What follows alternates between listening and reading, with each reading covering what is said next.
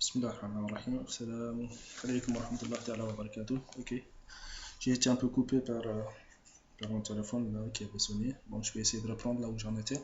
Donc, je disais que le fait d'aller voir quelqu'un pour qu'il nous donne la tariqa tijaniya, c'est quand même quelque chose qui m'étonne, vraiment. En islam, aller voir quelqu'un qui te donne l'ordre de faire une adoration, de pratiquer une adoration, c'est quand même vraiment une nouveauté. Je peux peut-être un bid'a vraiment avéré. Ça m'étonne. J'ai posé la question, mais jusqu'à présent, on ne me donne pas de réponse en fait.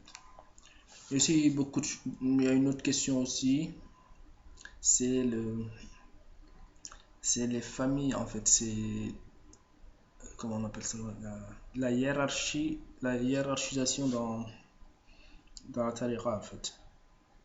C'est-à-dire qu'on a des gens qui sont haut placés dans la tariqa. On dit que ce sont des descendants soit de Cheikh Ahmed Tijan, soit des familles, des descendants de grands marabouts, de grands cheikhs ou trucs, qui eux, ils sont au plafond en fait.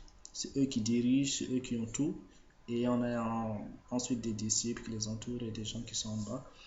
Et c'est un système, je dirais pas monarchique, mais je sais pas comment on dit ça en français, comme la papauté ou truc là, comme dans le catholicisme, là où il y a le pape et ainsi de suite.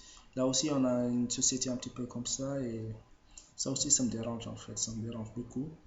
Pourquoi, pourquoi lorsqu'on est fils d'un grand imam, on est obligatoirement appelé à le succéder, même si on n'a pas forcément la compétence de celui qui nous a précédé, ou peut-être qu'il y a autour de la personne même des gens beaucoup plus compétents. Et là, c'est quand même quelque chose de... Je pense que...